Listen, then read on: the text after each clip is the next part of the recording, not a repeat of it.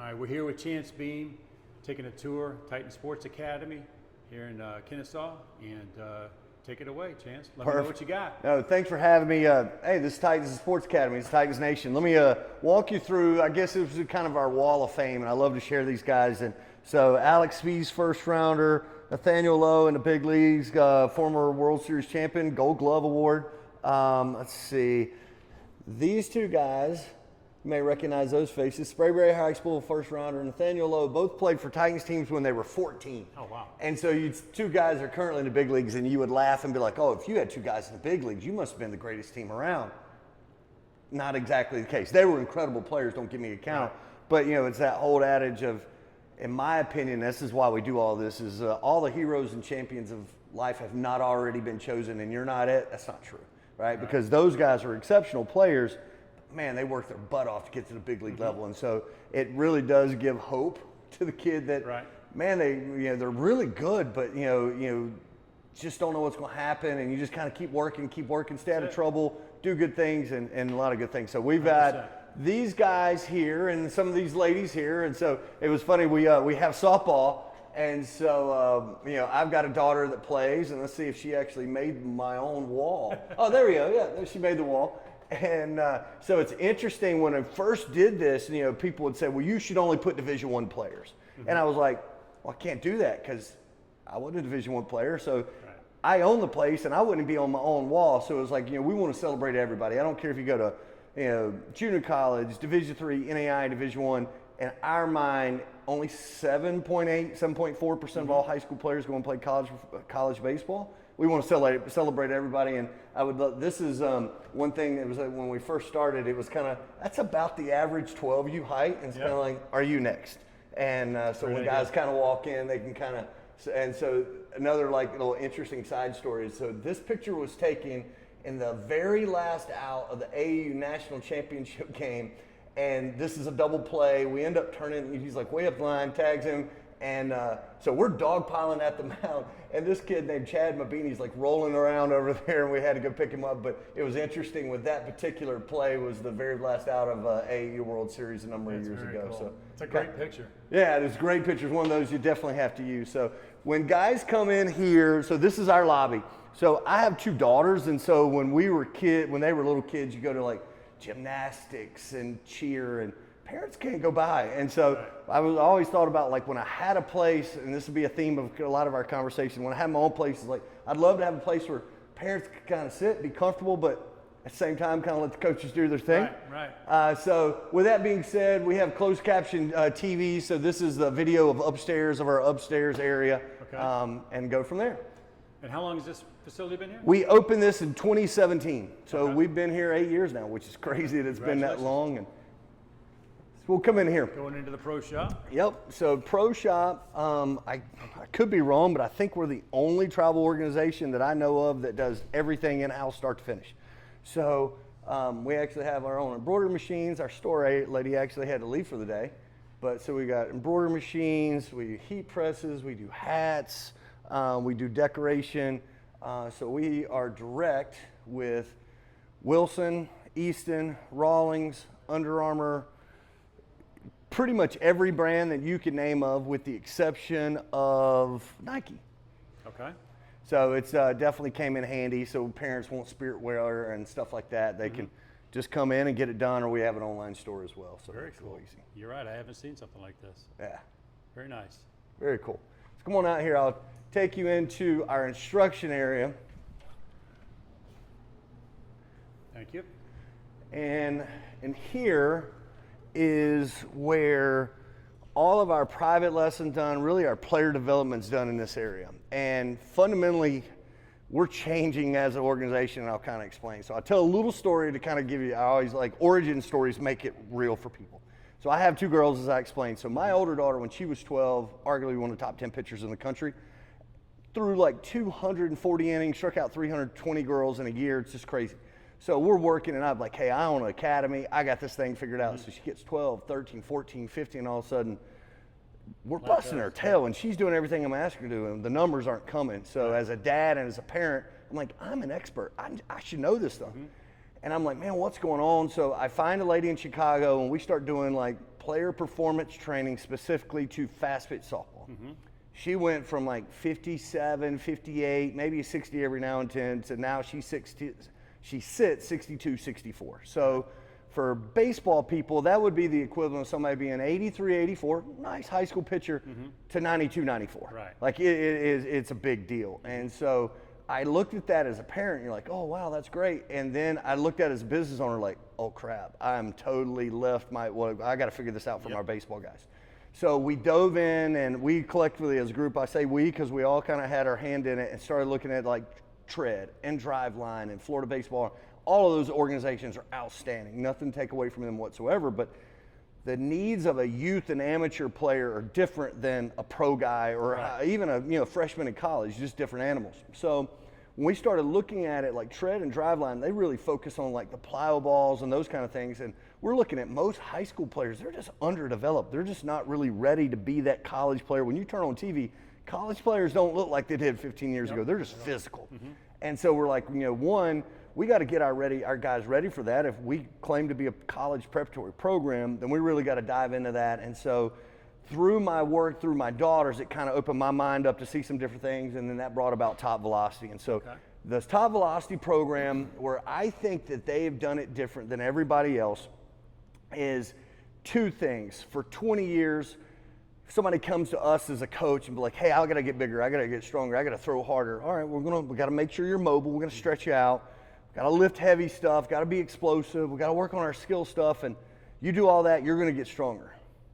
All right, well, what do I got to do to throw 90? I don't know. We're just going to do a lot of that, and we're going to figure it out. And that's for 20 years, and that's not a knock on me or any coach. That we just did the best with the information we had. Yep. And so what Top Velocity's done is they've kind of reverse engineered this from a very strategic, tactical, scientific standpoint. So he has about, Brent, the guys at corporate at Top Velocity have about 5,000 or 6,000 guys in their database, ranging in sizes and all of these things, and they basically came up with some baseline correlations of what it means to throw 90, 95, and 100. And then they reverse engineer that down to the 14, 15, 16, 17-year-old kid and say, all right, to get to 90, you have to do this and this and this. And so when you do the assessment with Top Velocity, which we do for our guys and do for everybody at Top Velocity Kennesaw, whatever team, Canes, you name it, East Cobb, wherever they play, they'll come in and they do that assessment. We give them a roadmap, and it says, here's the top 10 things you have to do to get to 90 miles an hour. And it actually says if you do this to this, you're going to pick up 1.2 miles an hour, and you're going to pick up 0.8 miles an hour, 1.125. I mean, it's very, very specific, and those things to be able to get to somebody nice. So I can say as a coach, it blew me away when I was like, it was an aha moment of, okay, somebody's actually figured out what it means to get to somebody to 90 and really be able to pinpoint it. So that was the first thing. Okay. Second thing is that Top Velocity is really gamified working out, if I could say that. So like we all, we don't realize it, but our kids are gamers. Whether they play games, they play Blast Block or Block Blast, whatever that is, whatever game it is. Yeah. And they're always like on this and they're playing games. And so what they've done is they've gamified working out, meaning like, so for example, med balls. When you throw a med ball, you're going to do a med ball. Come over here and I'll show you kind of some of their charts. So when obviously they have a program where you're doing mobility, you're doing med balls, you're lifting weights, and in nature, the weightlifting is always kind of gamified because it's based on a number that you're trying to hit and how many reps and so on. But when you do your pitching stuff like med ball, most of the time when they come in, we'll have like pocket radars or we'll have some stuff like this. And so you'll really start to kind of, let's see, where's our med ball? So pitching level, you got pitching levels, and they've really taken this, and so for example, 3X med ball chest open full stride. So in their program, and say you're on the youth level 3, you need to be able to throw this ball, I'm making this number up, at say 45 miles an hour. So if I'm on that level, I should be able to create that amount of force. And so every time I'm throwing the ball, I'm trying to hit the number. Right. And then I go to the next ball with chest open, but your back knees down. Well, you should be throwing that ball at 37 miles, whatever that number is, but every drill you're doing, you're just not doing a drill, you're still trying to hit a number, so it kind of gamifies the working out. And so for us, when I started looking at it, and then I started presenting our players, it was like, light bulb went off like, okay, that's kind of the differentiator. Okay. And so what they've done a really good job of is two things. One, they have it on an app. Kids work on an app. You don't have an app now, you're lost. And so basically they follow their apps. You know, certain days they may have med balls, they may have mobility. Other days they have mobility, med balls, and lifting. They can kind of curtail it to their schedules. We're in travel baseball, they may have a game on a Thursday night at 7 o'clock, and they can do their mobility when they warm up. They can do their med balls as part of their warm up to get them ready to pitch. And then they throw, and because we're 24/7, they can come in here and lift at 9, 10 o'clock at night, and now they got their work done. Right. And then the next day, maybe they only have mobility and med balls. Well, they could do that at the field. So it's a way that you can do this in the cadence of our normal schedule, because I think many times player performance training has gotten to a place where it's like, you just need to train. It's great, but you can't do that, right? You know, my adage is Major League Baseball doesn't go to spring training and hit front toss and take ground balls. They play games.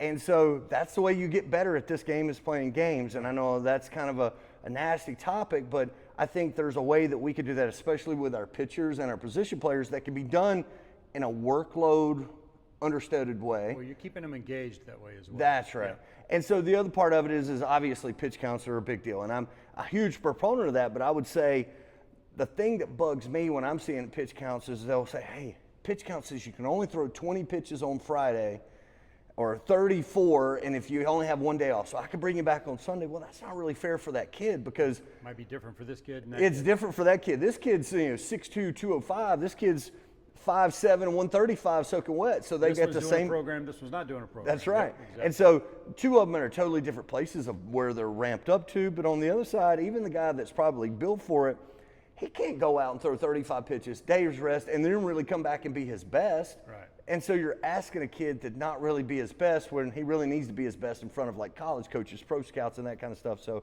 using this program, we've kind of tried to organizationally go to a place where, do we do it all the time? No, but I'd love to be a place where kid throws one time a weekend. He goes out, he pitches his 40, 50, whatever he's ramped up to wise, but then let him go hit or let him be a position player or whatever, but not have to go to 90 pitches and then 4 days later he's doing the same thing over and over. Is this program incorporated for all of your pitchers, or is it a supplement? This is across the board. For us, starting in August, it will be 14U and up. Everybody does. Okay. So what they have is they have a 3X program. So their 3X is for their pitchers program, and basically 3X stands for triple extension. So that's ankle, knee, and hip. When you pitch, you're using all three of those for extension. Okay. Their position player program is called 2X for 2X extension. They actually have a catcher's program. They've got a what they call a hitting drills, or a GTF is ground GFT, which is ground force for hitting program as well. Okay. So all of our guys will have access to all of these programs. If you're So the interesting thing in our program, the way that Top Velocity does is once you're in the program, it's kind of like walking in a library. You get everything. Okay. So if you got a kid that's 14 or 15 and he was a position player and a pitcher, but now all of a sudden at 16 he's like, I just want to be a PO. Well, then he can flip over to the 3X program that he's had access all along to. So okay. It's really interesting how they've done it. And again, all of these are QR codes, so if a kid's in here by himself, he has an app on his phone, he pulls up the QR code, it pulls up the app. If you don't have the app, it won't pull up the code. Okay. So it's kind of interesting. And then the last part is the lifting part. And as we've just all seen, college baseball just become such a different thing.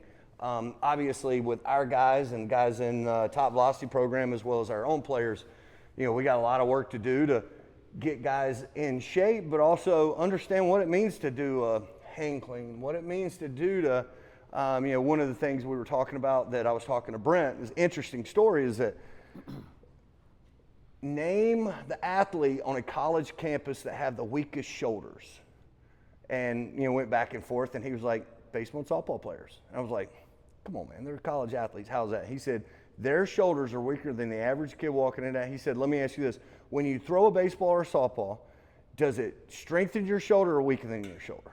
It weakens it. He said, so right now the idea has always been don't lift heavy on the shoulders, don't lift heavy on the shoulders. He said, but you're doing something that we know fundamentally breaks down the shoulder, makes it weaker, yet we're never doing anything to build it back. And he said, do we need to Except be in the off season. Yes. Yeah. Well, even during season, he's like, are we doing something like lift the house? No. And he said, but, do we need to be, in season, do we need to be doing shoulder stuff that's, 10, 12 reps, and, it should be exertion. You're trying to build back into that. And meanwhile, in off season, you're trying to, get stronger. Obviously, you're not trying to be a muscle man, but at the same time, you got to build that shoulder to be able to build all the little small muscles that are around there. But it's really interesting. It's been awesome. So we're excited about that. If you don't mind me asking, obviously, there's off-season program, there's in-season program. Take me kind of through how that is. Like, I'm curious as to the folks you go or approach this with. Is this just upper level? Is this everybody that you've got? For us, it's 14 and up, everybody. Okay. So every man, woman, child that are on one of our 14U baseball teams. And here's what I would say. I would argue that a lot of your top end players, they probably been doing some of this stuff anyway. Right. So now for them, they're going to have a much organized way to do it across the board. Okay. Where instead of just going to some of the places, and I don't want to say bad thing about it because I think they do a great job, but I think the interesting part about this, it allows someone, I can be on the road, my daughter's in Colorado, or a player can be in California, wherever they're at, they got their app, they go to the hotel, weight room, they can do all of this stuff. And so the interesting part of it is especially it's kind of meeting everybody where they're at in today's world of everybody's moving and shaking. And, we see it with a lot of high school guys where, hey, I'm going to the high school and work out. Well, you got your app. You can do your workout here. You can do it when you're on the road. So it really allows for them to live their life however they're living it. They've got their stuff to follow, and they're still getting the best practices and things that are available to them. With the elite player, they're doing those things. I think, I'm interested to see, but I personally think that middle of the road player that maybe hadn't been doing any of this stuff, I think we're going to see huge jumps with those guys because they haven't been doing any of this. It's the reason I asked, and it was actually just came up in our conversation this morning because dealing with some people that aren't around baseball like you and I are on a regular basis is there's the elite athletes, and like you said, the parents and the kids either know from each other or they know what they're supposed to do, or a coach somewhere at the high school or beyond has told them this is what they need to be working on. There's a sweet spot and a large spot group for those folks that need to figure out how much strength training do I do? When do I start doing strength training? Great point.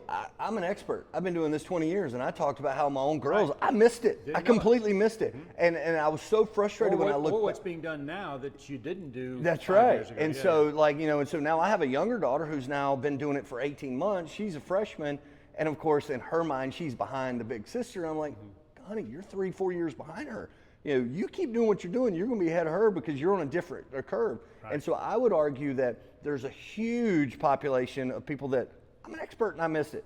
There's a whole group of parents that there's no way they're going to see what this, and now they have an opportunity where they can do it. They don't have to question its best practices because it's what they've been doing with pro guys. And then, Top Velocity's been around for, I guess, like 10, 12 years now. They have 14 franchises nationwide.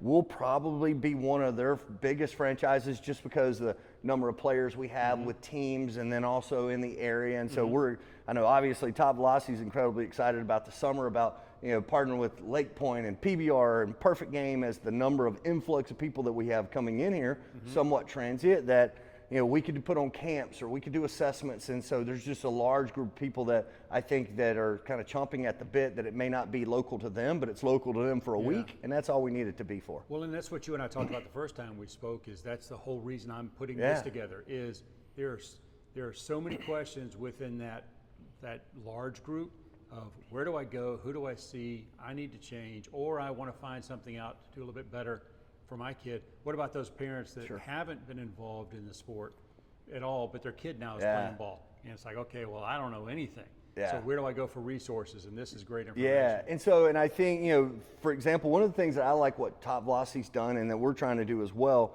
is they're not looking at it and going, hey, we got it all figured out. So for example, one of the things that we do in our assessment is we use arm care.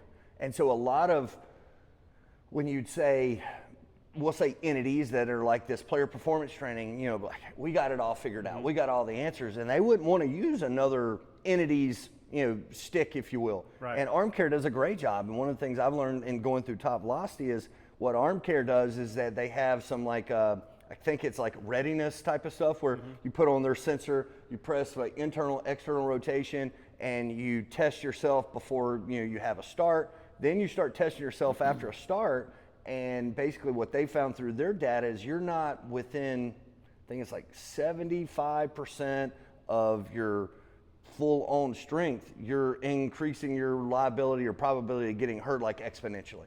And so it's stuff that we didn't have 2-3 years ago that a kid has now that you go, like I would love to have had that 10-15 years ago where I got guys that were really front-end guys, but I don't want to put that guy in danger, and so we just had to cap him at pitch count. Or, well, he's missing arm side and high, he's getting tired. Safety, just be careful with it and go with what I Or know. the kid, we've all had the same kids or the players that, it's be 3 days later and he's like, Coach, I'm ready to go, and give me the ball, which is every coach's dream.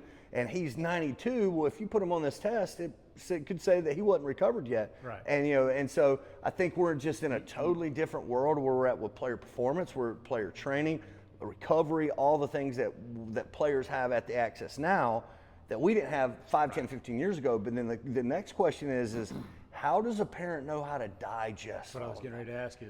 Like how do you digest that? And so that's where and honestly, like with Top Velocity and us putting in our program, for us, it was a huge decision, but I knew we had to partner with somebody that had all of these things already thought out. They were the expert. Mm-hmm.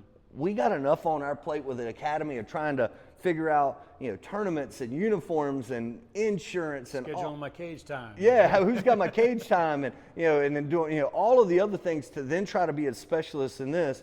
We're already stretched a mile wide and an inch thick. Trying to get in that, you're just never going to do it well. And one of my reluctance of doing it, and so they have the front end piece that all the players see. The thing that also attracted us is they have a biomechanics course behind the scenes that our instructors, if you're going to teach Top Velocity with us, you have to go through. One class is 80 hours biomechanics course that it's actually probably going to be certified by Life University. It's that in depth. That's just one of the classes that they have to take to be certified. So it's a barrier of entry, but also our coaches that are that will be teaching the Top Velocity here and also in our program, their standard is going to be so much higher because obviously they're just going to know so much. So needless to say, we're pretty excited about it and we'll see how it goes. That's fantastic. So another quick question I got for you.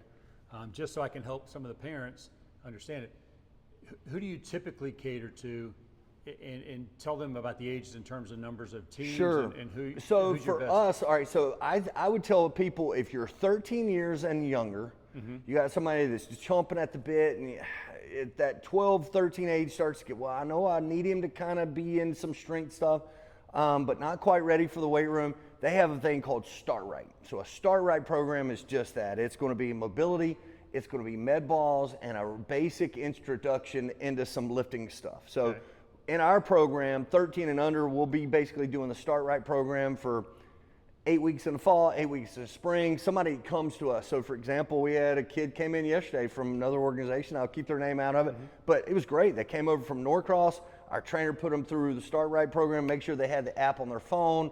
Went through the mobility, went through his med ball stuff, and then he'll come in and 2-3 times a week, and my instructor will check in with him, and he's in Norcross. Yeah. And so it's not just our guys here, but everybody's kind of getting the same kind of white glove treatment, if you will. And so that's the Start Right program. That's probably 13 and younger. Good. 14 and over for me is where they have the full-on program. So when I say full-on program, that's going to be, as we talked about before, 3 X's for pitchers, 2 X's for position players. They have one for catchers. It drives to a 1.8 pop time, which is obviously a big deal. They have a ground force program, which is specifically for hitters. So those are kind of your 4 basic programs that they'll have baseball-wise. You may have, at 14 and 15 in particular, very, very few position players are elite, where they're ready to go into the pro level. So come over here, I'll show you kind of what I'm talking about. So what they've done, again, they've done a pretty neat job of, I hate to say monetizing, but enumerating what certain levels are. So for example, you've got 120 mile an hour exit velocity for hitters, And so what they found with all of their pro guys that have 120-mile-an-hour exit velocity, you're going to have everything down to like dorsiflexion at 25 degrees. So what does that mean to the layman's term? Well, that means your ankle mobility, flexibility. So plantar flexion, I always remember I put my toe in the plant in the dirt, and dorsiflexion is up. So these guys have 25 degrees of dorsiflexion. That's how specific it is. You know, all the way down to their broad jump is 120 inches. You know, for the layman, that's 10 feet. That's a long way. That means that guy's really, really explosive. Their average weight is 225 pounds. Can you do it and not have 225 pounds? Of course you can. But it leads into that. So it's really, really interesting. So that's like an example of their hitting one. To throw 100 miles an hour, this is their 3X program. Again, you start to get into dorsiflexion, hip flexion. You've got shoulder internal rotation. You got, again, vertical body weight. Can a guy throw 100 miles an hour and not be 200 pounds? Of course it can. Does your propensity of potentially getting hurt go up? It does. So that's kind of where they've taken a very scientific approach to this, which is really neat.